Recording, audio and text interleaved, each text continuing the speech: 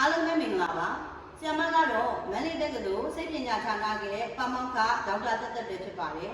ဆရာမဒီနေ့သင်ကြားပို့ချမယ့်အကြောင်းအရာကတော့မဟာဝိဇ္ဇာဒုတိယနှစ်ရဲ့ဒုတိယနှစ်ဝက်သင်ရိုးတစ်ခုဖြစ်တဲ့ module number PSY 621 organizational behavior ဘာသာရပ်ပဲဖြစ်ပါတယ်အဲ့တော့ဆရာမကဒီ organizational behavior ဆိုတဲ့ဘာသာရပ်ကိုမစခင်ဆရာမကအရင်ဦးဆုံးစိတ်ပညာဆိုတာဘာလဲဆိုတာကိုကျောင်းသူကျောင်းသားတွေကိုပြန်ပြီးတော့မိတ်ဆက်ပေးချင်ပါတယ်စိတ်ပညာဆိုတာက scientific behavior or mental process လူအပြုအမူနဲ့စိတ်ဖြစ်စဉ်တွေကိုလေ့လာတဲ့ဘာသာရပ်ပဲဖြစ်ပါတယ်အဲ့ဒီအပြုအမူဆိုတဲ့ထဲမှာဆရာမတို့ခုနောက်ပိုင်းဘာဝထည့်သွင်းပြီးလေ့လာနေလဲဆိုတော့ cognitive process ကိုပါဆရာမတို့ထည့်သွင်းပြီးတော့လေ့လာနေပါတယ်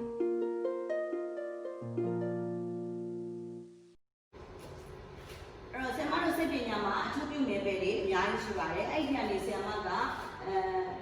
popular ဖြစ်တဲ့ fee အချို့ကိုပဲဆရာမတင်ပြပါမယ်အဲ့ဒီ fee တွေထဲမှာဘာတွေပါလဲဆိုတော့ behavioral neuroscience ပါပါတယ် cognitive psychology ပါပါတယ် clinical psychology ပါပါတယ် counseling psychology developmental psychology educational psychology environmental psychology experimental psychology forensic psychology health psychology industrial and organizational psychology school psychology social psychology နဲ့ sports psychology လို့ပဲဖြစ်ပါတယ်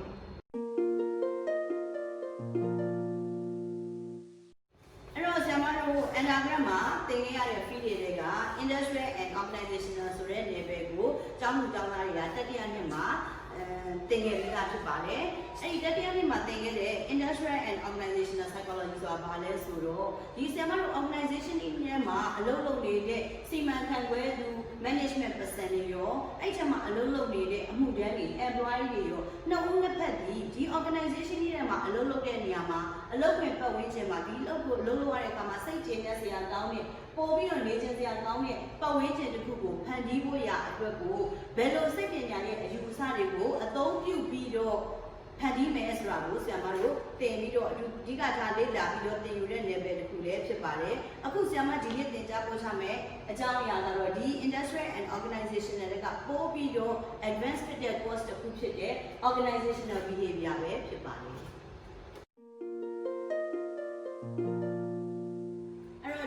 ပြောရဲနော် master ရဲ့ advanced course တစ်ခုဖြစ်တဲ့ module number 621 organizational behavior အဲ့ဒီ organizational behavior ကိုသင်လိုက်လို့ရှိရင်သူ့ရဲ့သင်ကြားရတဲ့ရည်ရွယ်ချက်ကဘာလဲဆိုတော့ဒီ organizational behavior ကိုသင်လိုက်မယ်ဆိုလို့ရှိရင်ဒီအလုပ်ခွင်ပတ်ဝန်းကျင်နဲ့အလုပ်ခွင်ထဲမှာရှိတဲ့လူတွေရဲ့အပြုအမူဟာဘယ်လိုရှိလာမလဲအဲ့ဒီအပြုအမူကိုလေ့လာတဲ့နေရာမှာဘာတွေပါမလဲဆိုတော့ communication တွေအုပ်စုအတွင်းမှာရှိတဲ့ဆက်သွယ်ရေးပုံစံတွေ leadership ခေါင်းဆောင်မှုပုံစံနောက်တစ်ခါ decision making လို့ခေါ်တဲ့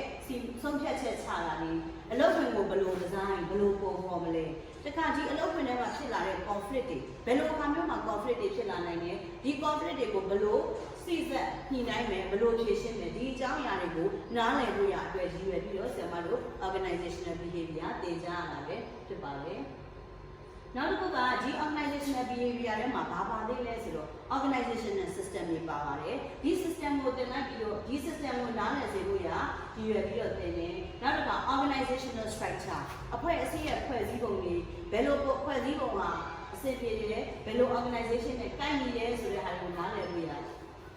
ရည်ရွယ်တယ်နောက်တစ်ခါ organization ရဲ့ culture ဒီ organization ထဲမှာရှိတဲ့ human resource တွေဒီ organization ကို develop ဖြစ်အောင်ဘယ်လိုပြောင်းလဲမယ်ဆိုတဲ့ဟာတွေဒီအကြောင်းအရာတွေကိုနားလည်ဖို့ရအတွက်ရည်ရွယ်ပါတယ်နောက်တစ်ခါဆရာမတို့က organization မှာဒီ organization မှာဘာရှိလဲဆိုတော့သူ့သတ်မှတ်ထားတဲ့ရည်မှန်းချက်ပန်းတိုင်ရှိတဲ့ goal ရှိအဲ့ဒီ goal ကိုရောက်အောင်တွားတဲ့နေရာမှာဘယ်အရာတွေကနေလွှမ်းမိုးနေသလဲဘယ်အရာတွေကနေအဲ့ဒီ organization ရဲ့ goal အောင်မြင်အောင်ရအောင်ဘယ်အရာတွေကနေတွန်းပို့တယ်ဘယ်အရာတွေကနေလွှမ်းမိုးတယ်ဒီအကြောင်းအရာတွေကိုနားလည်စေဖို့ရအတွက်ရည်ရွယ်ပြီးတော့ဆရာမတို့ organizational behavior ဆိုတဲ့ဘာသာရပ်ကိုသင်ကြားရခြင်းပဲဖြစ်ပါတယ်အဲ့တော့ဆရာမတို့ဒီ organizational behavior ဆိုတဲ့ဘာသာရပ်မှာဘယ်အကြောင်းအရာတွေသင်လဲဆိုတာကိုအရင်ဆရာမပြောပါမယ်အဲ့တော့စောင်းဆုံးသင်မယ့်အကြောင်းအရာကတော့ introduction to organizational behavior အဖွဲ့အစည်းဆိုင်ရာပြုမှုဆိုတာဘာလဲဆိုတာကိုပထမဆုံးမိတ်ဆက်ပါမယ်ပြီးရင် individual behavior in organization ဒီအဖွဲ့အစည်းအတွင်းမှာနေကြရှိနေကြတဲ့လူတစ်ယောက်ချင်းစီရဲ့အပြုအမူကိုလေ့လာမယ်ဆိုတဲ့ ကြောင်းရပါမယ်နောက်တစ်ခု motivation through needs job design and satisfaction အဲ့တော့အလုပ်ခွင်ထဲမှာရှိတဲ့အလုပ်သမားတွေရဲ့လိုအပ်တွေကဘာတွေလဲဘယ်လိုအလုပ်ခွင်ပုံစံလုပ်လိုက်ရင်ဖြစ်အလုပ်သမားတွေစိတ်ကြည်ညိုမှုရလာစေမလဲတခါအလုပ်သမားတွေကို motivation ဘယ်လိုပုံစံနဲ့လုပ်မလဲဆိုတဲ့အကြောင်းအရာတွေသင်ယူတဲ့ထဲမှာသင်ပေးမယ့်အချိန်မှာပါမှာမယ်နောက်တစ်ခါ organizational structure and change အဖွဲ့အစည်းရဲ့ဖွဲ့စည်းမှုပုံစံနဲ့ဒီဖွဲ့စည်းပုံတွေကိုကိုကဘယ်လိုအဆင်ပြေအောင်ပြောင်းလဲမလဲဆိုတဲ့အကြောင်းအရာတွေပါပါမယ်နောက်တစ်ခါ organizational culture leadership and organization အဲ့တော့အဖွဲ့အစည်းထဲမှာပါတဲ့ခေါင်းဆောင်မှုနဲ့ပတ်သက်တဲ့အကြောင်းအရာတွေပါမယ် communication ဆက်သွယ်မှုပုံစံတွေပါမယ် decision making တွေပါမယ် interview conflict and negotiation တွေပါမယ် managing occupational stress ဆိုတဲ့ခေါင်းစဉ်တွေကိုဆရာမအကြောင်းအရာတွေကိုဆရာမသင်ကြားပို့ချမှာပဲဖြစ်ပါတယ်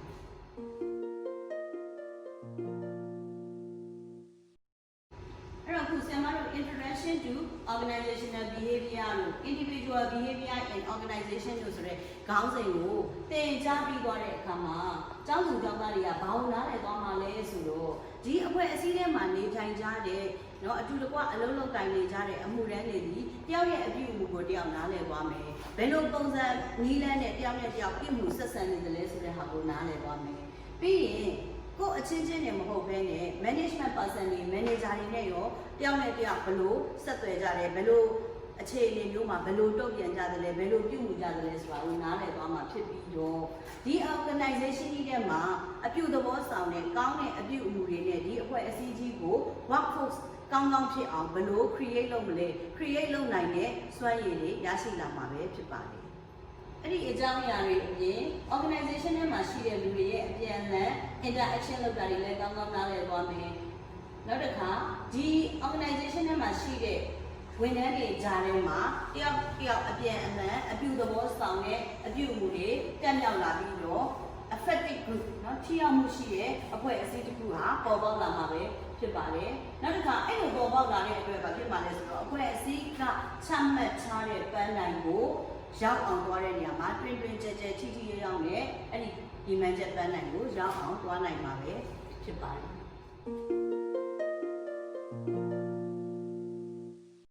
နောက်အကြောင်းအရာတစ်ခုကတော့ motivation through needs job design and satisfaction ဆိုတဲ့အကြောင်းအရာကိုသင်ပေးပါတယ်အဲ့ဒီအကြောင်းအရာကိုသင်ပြီးတဲ့အခါမှာကျောင်းသူကျောင်းသားတွေကဘာတွေကိုတက်မြောက်သွားမှာလဲဆိုတော့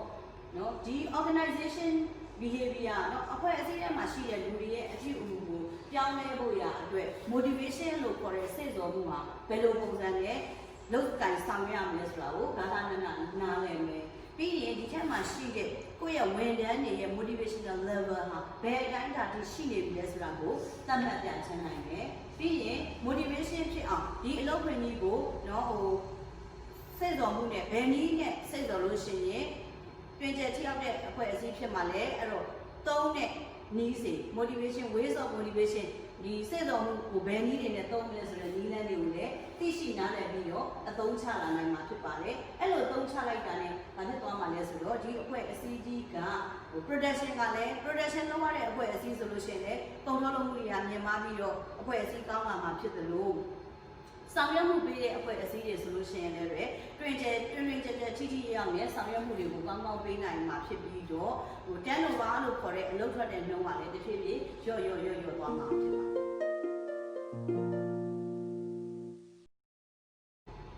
နောက်ကြောင်းရတစ်ခုကတော့ organizational structure and change ဖြစ်ပါတယ်ဒီ organizational structure တွေ organizational change ကိုသင်ပြီးတဲ့အခါမှာကျောင်းသူကျောင်းသားတွေကဘာလုပ်နိုင်မှာလဲဆိုတော့ organizational structure ဟာဘယ်လို structure မျိုးဟာအတွေ့အများသလဲနောက်ပြီးတော့ဘယ် structure မှာအားသာချက်တွေကဘာတွေလဲအားနည်းချက်တွေကဘာတွေလဲဒါတွေကိုသူတို့သတ်မှတ်ဖော်ထုတ်နိုင်မှာဖြစ်တယ်ပြီးရင်ဒီအဖွဲ့အစည်းအတွင်းမှာရှိတဲ့ social system တွေကိုလည်းပဲအကောင်းတဲ့ social system တစ်ခုရအောင်လို့တည်ဆောက်နိုင်မှာဖြစ်တယ်ပြီးလို့ရှိရင်ဒီ organizational structure ကအမျိုးစုံရှိတယ်အဲ့ဒီအမျိုးသော organizational structure တွေကိုလည်းသူတို့ကောင်းကောင်းမွန်မွန်သိရှိနားလည်သွားမှာပဲဖြစ်ပါတယ်နောက်တစ်ခါအဲ့လိုသိရှိသွားတဲ့အတွက်ဒီ organization ကချမှတ်ထားတဲ့သူလိုချင်တဲ့ပန်းတိုင်ကိုရောက်အောင်သွားမယ့်နေရာမှာ organizational structure ကိုဘယ်လို structure နဲ့အဆင်ပြေမလဲအဲ့ဒီသူတို့လိုချင်တဲ့ structure ကိုဘယ်လိုပုံစံနဲ့ပြောင်းရမလဲပြောင်းရမယ့်နည်းလမ်းကိုလည်းနားလည်သွားပြီးတော့အသုံးချနိုင်တာပဲဖြစ်ပါတယ်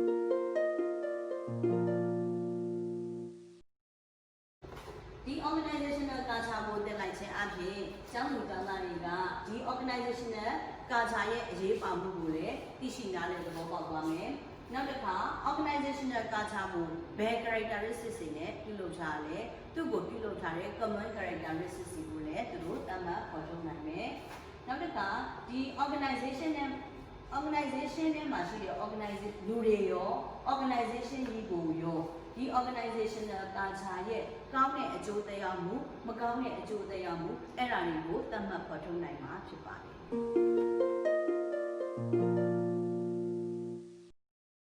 နောက်တစ်ခုကတော့ leadership and organization ဒီအကြောင်းအရာကိုသင်ယူပြမြောက်ပြီးတဲ့အခါမှာ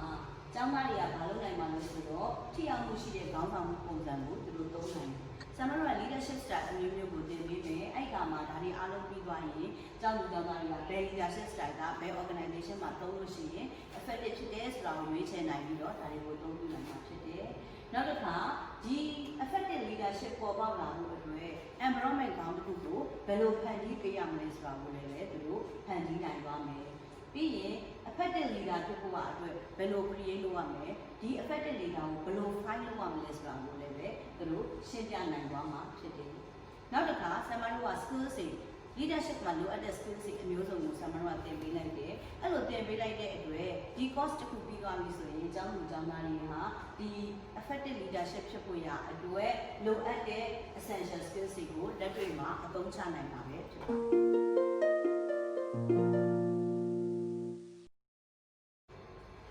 communication ကိုဆရာမတို့သင်ပေးမယ်။အဲ့ဒီ communication ကိုသင်ပြီးတဲ့အခါမှာကျောင်းသူကျောင်းသားတွေက organization တစ်ခုမှာ communication ကဘယ်လောက်ထိအရေးကြီးတယ် communication ရဲ့အရေးပါပုံကိုသူတို့ကောင်းတော့နားလည်သွားမယ်။ပြီးရင်ဆရာမတို့ organizational structure ကဘယ်လိုဆိုလို့ရှိရင်ဘယ်လို communication channel နဲ့သွားမယ်။ upward ကိုသွားမလား downward ကိုသွားမလားအဲ့တော့ upward communication ရဲ့ advantage ကဘာတွေလဲ disadvantages ကဘာတွေလဲသူ့ရဲ့ကောင်းကျိုးဆိုးကျိုးတွေကိုကြည့်ပြီးတော့ဆရာမတို့က communication process ကဘယ်ပုံနဲ့သွားရမလဲဆိုတာကိုနားလည်ပြီးတော့ communication ကိုကောင်းကောင်းသုံးနိုင်ပါပဲဖြစ်ပါတယ်။ဆရာမတို့ decision making ကိုသင်လိုက်တယ် decision making ကိုသင်ပြီးတဲ့အခါမှာကျောင်းသူကျောင်းသားတွေကဘယ်လို decision making process ဒီ rational ဖြစ်တယ်လေယုတ်တိကြတယ်လေအဲ့တော့ယုတ်တိကြကြနဲ့ decision making ကိုချမှတ်နိုင်တဲ့ skills တွေကိုသင်ပေးလိုက်တဲ့အတွက်ဒါတွေကိုကောင်းကောင်းနားလည်သွားပြီဒါနဲ့ပတ်သက်တဲ့ skills တွေကိုလည်းရသွားမယ်နောက်တစ်ခါ group in decision making ဟုတ်လား group like also like decision making ကိုဘယ်လိုချမှတ်ရမလဲ individual လူတူချင်းစီ decision making ကိုဘယ်လိုချမှတ်တယ်ဒါတွေကိုကောင်းကောင်းနားလည်တယ်အဲ့လိုနားလည်သွားတဲ့အတွက် group ကဘယ်အနေအထားမှာဆိုရင် individual decision making ကအသုံးဝင်မယ် group ကဘယ်လိုအနေအထားမှာဆိုရင် group decision making က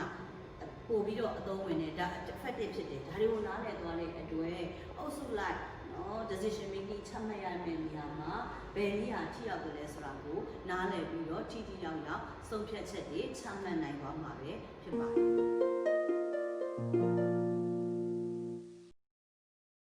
နောက်တစ်ခါဆရာမတို့ intergroup conflict and negotiation ကိုသင်လိုက်မယ်အဲ့ဒါသင်လိုက်တဲ့အခါမှာအကြောင်းလူကြောင့်သားတွေကဘာသိလာမှာလဲဆိုတော့ conflict ကဘာကြောင့်ဖြစ်တာ conflict ဖြစ်နိုင်တဲ့နည်းလမ်းတွေကဘာတွေလဲအဲ့ဒါတွေကိုနားလည်သွားပြီဆိုရင်ဒီဘာကြောင့် conflict ဖြစ်တဲ့ causes တွေသိမယ်ပြီးရင် conflict ဖြစ်တဲ့ style တွေသိမယ်အဲ့ဆိုရင်ကျွန်တော်တို့ကဘယ်လိုပုံစံနဲ့ဒီ conflict ကိုဖြေရှင်းမလဲ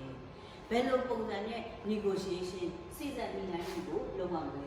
ဒါတွေကိုဆရာမတို့လုပ်နိုင်ပါမယ်ပြီးရင် frustration တွေเนาะဒီ conflict ဖြစ်တယ်ဆိုတာက frustration ကြောင့်ဖြစ်တာဘာကြောင့် frustration တွေကဖြစ်တာလဲဒါတွေကိုနားလည်ပြီးလို့ရှိရင်ဆရာမတို့ဘာလုပ်နိုင်မှာလဲဆိုတော့ conflict တွေကိုဖြေရှင်းနိုင်မယ်အဲ့တော့အဲ့ conflict ကိုဖြေရှင်းတဲ့နေရာမှာ conflict ကို handling လုပ်တဲ့ style တွေရှိတယ်အဲ့ဒါတွေကိုဆရာမတို့သင်ပေးလိုက်တဲ့အခါမှာဒါတွေကိုသင်ယူပြောင်းပြောင်းပြီးရင်ကျောင်းသူကျောင်းသားတွေကဘယ်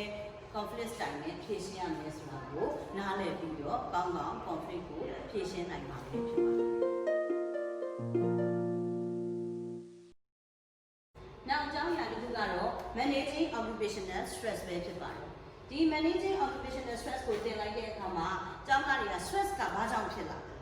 နော်ဒီ stress ဖြစ်ရတဲ့အကြောင်းရင်းကိုနားလည်မယ်ပြီးရင်ဒီ stress ဖြစ်တဲ့အတွက် consequence တွေဘယ်လိုအကျိုးဆက်တွေဖြစ်လာမလဲဒီအကျိုးဆက်ကကိုယ်တယောက်တည်းမဟုတ်ဘဲနဲ့ organization အပေါ်မှာဘယ်လိုအကျိုးသက်ရောက်မှုရှိသလဲဆိုတာဒါတွေကိုနားလည်နိုင်မယ်ပြီးရင် stress ကဘာကြောင့်ဖြစ်တာလဲဆိုတာကိုနားလည်နိုင်တဲ့အတွက်ဒီ stress ကိုဘယ်လိုဖြေရှင်းရမလဲဆိုတဲ့နည်းလမ်းတွေနဲ့သူနားလည်သွားမယ်ဘာလို့လဲဆိုတော့ဆရာမတို့ကဒီအကြောင်းအရာတွေမှာ stress coping technique တွေကိုဆရာမတို့ကသင်ပေးလိုက်မယ်သင်ပေးလိုက်တဲ့အတွက်အကြောင်းသားတွေကနားပြီးသွားတဲ့အခါမှာကိုယ့်ရဲ့ stress ကိုဘယ်လို cope လုပ်မယ်ဘယ်လို manage လုပ်မယ်ဆိုတာတွေကိုသိရှိနားလည်ပြီးတော့အသုံးချတတ်သွားမှာပဲဖြစ်ပါတယ်ကဲအဲ့လိုဆိုရင်ဆရာမတို့ကပထမစချင်းဒီဘာသာရပ်ကိုသင်ကြားရတဲ့ရည်ရွယ်ချက်ကိုဆရာမတို့ကပြောပြီးပြီခုနကသင်ယူရမယ့်အကြောင်းအရာတွေကိုလည်းပြောပြီးပြီဒီအကြောင်းအရာကိုသင်လိုက်လို့ရှိရင်ဘယ်ဟာတွေသင်ယူတက်မြောက်သွားမှာဆိုတာလည်းကိုပြောပြီးပြီဆိုရင်ဆရာမတို့ကဒီသင်ခန်းစာတွေကိုသင်ကြားပို့ချတဲ့အခါမှာဘယ်လို teaching method တွေကိုသုံးပြီးတော့သင်မယ်ဆိုတာကိုဆရာမအခုပြောပါမယ်ဆရာမတို့ teaching method အနေနဲ့စချင်းဆရာမ lecture ပေးပါမယ်ဆရာမပေးတဲ့ lecture ပေါ်မှာကျောင်းသူကျောင်းသားတွေကနားထောင်ပြီးရင်ကိုယ့်ရဲ့စိတ်ထဲမှာရှိနေတဲ့အကြောင်းအရာကိုဆွေးနွေးခြင်းတဲ့အကြောင်းအရာကို individual အနေနဲ့ discussion လုပ်လို့လည်းရတယ်နောက်တစ်ခါ group discussion လည်းလုပ်လို့ရအောင်ဆရာမတို့ group discussion ကြီးကိုလည်းသုံးပါမယ်ပြီးရင် team work group work အုပ်စုလေးတွေဖွဲ့ပြီးတော့ခေါင်းစဉ်တစ်ခုအကြောင်းအရာတစ်ခုကိုပေးမယ်ပြီးရင်အဲ့နဲ့ပတ်သက်ပြီးတော့ဒီဆွေးနွေးမယ်အဲ့တော့ team work group work လေးတွေပေးမယ်နောက်တစ်ခုကဘာလဲဆိုတော့ leadership တို့ conflict တို့သင်တဲ့အခါမှာဆရာမ role play method ကိုလည်းသုံးပါမယ်တခါဆရာမတို့ assignment တွေပေးမယ်အဲ့ဒီ assignment ပေါ်မှာမူတည်ပြီးတော့ခေါင်းစဉ်တစ်ခုချင်းစီမှာ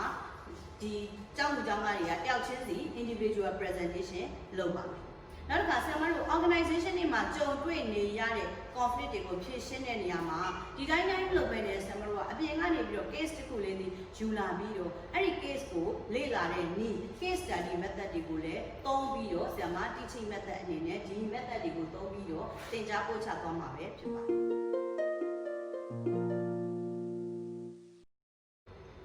ဟုတ်ပြီဆရာမတို့ကအဲ့ဒီ teaching method တွေနဲ့အဲ့ဒီစာတွေကိုသင်ပြီးပြီသင်ပြီးတဲ့အခါမှာဆရာမတို့က assessment method အနေနဲ့ဘာတွေကိုသုံးပါလဲဆိုတော့ဆရာမတို့က tutorial ကအပတ်တိုင်း tutorial တစ်ပတ်မှာတစ်ချိန်ရှိပါမယ်သို့မဟုတ်တစ်ပတ်ခြားတစ်ချိန်ရှိမယ် discussion တွေရှိမယ်အဲ့တော့အဲ့ဒီ tutorial ကို 30% ယူပါမယ်အားလုံး semester တစ်ခုလုံးပြီးသွားတဲ့အခါမှာ exam ဖြေရပါမယ်အဲ့ဒီ exam ကနေ 70% exam မှတ်ကိုယူပါမယ်အဲ့ဒီနှစ်ခုပေါင်းလိုက်လို့ရှိရင် 100% ဖြစ်သွားပါပြီအဲ့တော့ဆရာမတို့က tutorial 30မှတ် exam မှတ်80မှတ်နဲ့ဆရာမတို့ assessment method မှာလုပ်ထားပါတယ်အဲ့တော့ဆရာမတို့က tutorial 30ကို exam 80ကို exam 80ကိုက exam မှတ်ကဘယ်ပေါ်မှာအခြေခံမလဲဆိုတော့ဆရာမတို့ multiple choice 10ခုပါပါမယ်အဲ့ဒီ10ခုဒီ10မှတ်ပါပြီးရင် 4 short notes က4ပုဒ်ပါ9မှတ်တန်း4ပုဒ်ဖြစ်တဲ့အတွက်9လေးပြီး20မှတ်ပါနောက်တစ်ခါ long question 2ပုဒ်ပါပါမယ်အဲ့ဒီ long question ဒီတစ်ပုဒ်ကို20ဖြစ်တဲ့အတွက်40ပါ40ရဲ့အပေါ်က30ရဲ့ဆိုတော့အလုံးပေါင်း80မှတ်ဖို့ပါဆရာမတို့က exam ကိုအဲ့ဒီပုံကနေ80ကိုမေးမှာဖြစ်ပါတယ်အဲ့တော့ဆရာမတို့ကဒီနေ့ဒုတိယနှစ်မဟာဝိဇ္ဇာဒုတိယနှစ်ဝက်ရဲ့သင်ခန်းစာမိတ်ဆက်ဖြစ်တဲ့အတွက်ဆရာမရဲ့သင်ခန်းစာပို့ချမှုအစီအစဉ်ကိုဒီမှာပဲရန်နာပါတော့မယ်